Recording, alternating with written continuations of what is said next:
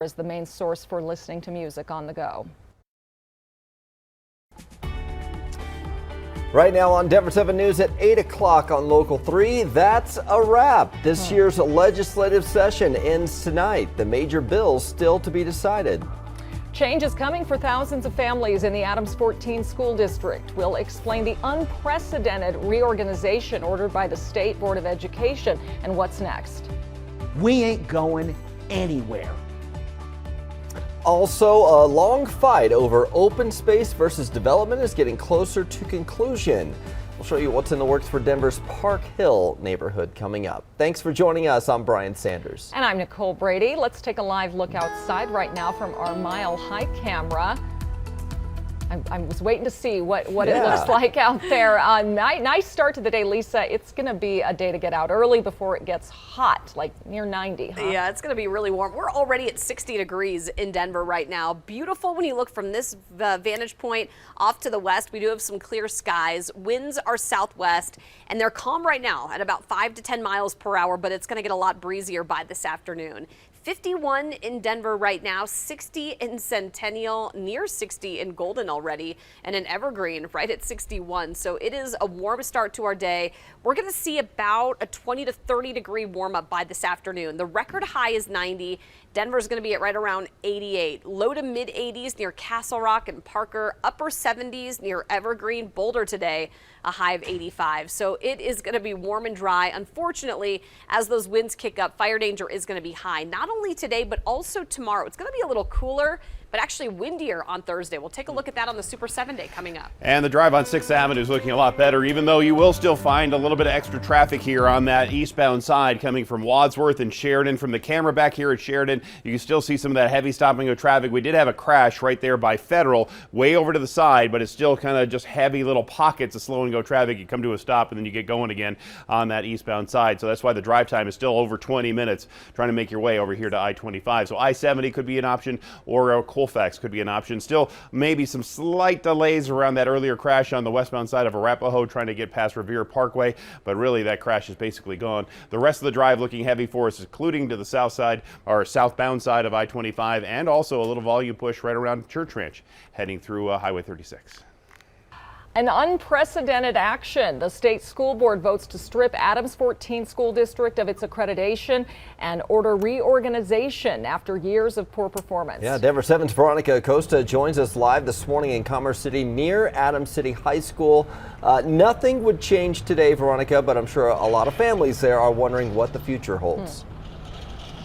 That's exactly it. Nothing will change here at Adams City High School. The day's going to go on as it usually does. Students will get here this morning. They will go to their first period. They'll go to lunch. And then, down the line, they'll go home for the day. And that's really going to be the case at all Adams 14 schools across the district. The change comes with this reorganization process. So the first step in that process is creating what's being called an organization planning committee. That committee, their job is going to be coming up with a new plan for the district. That plan is one that community members will be able to give their feedback on. Now, part of that will require working with an outside management company. That company is called TNTP. During a meeting back in April, the school district came up with its own plan to fix some of the issues it was facing. Those did include stronger systems around the teacher learning cycle, improving student performance through shared accountability systems, and of course some other measures as well. That wasn't enough though. District leaders told us losing this accreditation isn't ideal, but does make them strengthen their commitment to their students. We ain't going anywhere. Our superintendent, our leadership team, our school board, we came into this knowing this wouldn't be easy. Turnaround never is. What they care about is my school going to be there next year? The answer is yes. Are the teachers that I know and trust going to be given the opportunity to do their job? The answer is a categorical yes. As far as that reorganization process goes, that's not going to happen overnight. Officials say it could take more than a year for that to be in place. We're in Commerce City this morning. I'm Veronica Acosta, number 7. Yeah, and of course, this has been a long time coming. A timeline here to give you some context. Since 2010, Adams 14 has received the state's 2 lowest performance ratings. And since 2011, its 4-year graduation rate has stayed at least 11% below the state average. Consistent leadership has also been an issue. Since 2008, the district has had 7 different superintendents. Well, today is the last day for state lawmakers to pass any new legislation onto the governor's desk. It is the last day of this year's session. A number of bills are still hanging out there, though, so a lot of work to do in the final day. In the House, Republican representatives are asking bills to be read out loud in their entirety, which is allowed under the state constitution. They hope to leave Democrats with little time to pass some of the more controversial bills. Denver 7's Jessica Crawford joins us from the state capitol this morning with a look at some of the bills that are coming down to the wire. That's right, Brian. And one of the bills that we have had our eyes on for months is that fentanyl bill. So it's moving on to a conference committee to see if they can get to a final version of it. This comes after last night when the House could not pass a version approved by the state Senate. As written now, it increases penalties for those in possession of the deadly synthetic opioid. The threshold for felony charges is 1 gram instead of 4.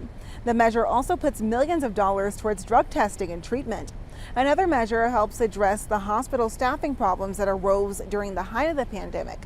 The bill requires each hospital to create a committee to come up with a nursing staffing plan. That plan would be sent to the state and posted online.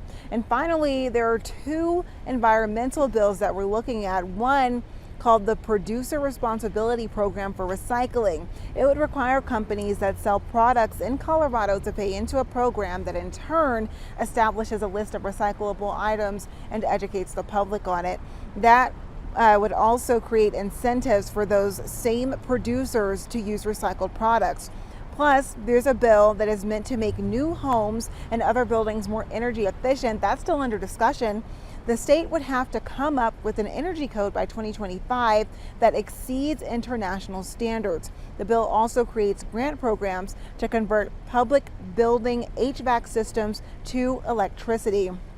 Now, while these bills are still on the line, there are a number of bills that have already passed, from reproductive rights to universal preschool. We will have a little bit more information on that later on in the show. Live in Denver, I'm Jessica Crawford, Denver 7. Jessica. Mesa County Clerk Tina Peters is once again barred from overseeing her county's elections. A judge removed Peters as Mesa County's designated election official for this year's primary and general elections. Peters, who is running for the Republican nomination for Secretary of State, is accused of tampering with her county's elections equipment. Deputy Clerk Belinda Niley is also barred. Denver 7 reached out to Peters for comment, but we have yet to hear back.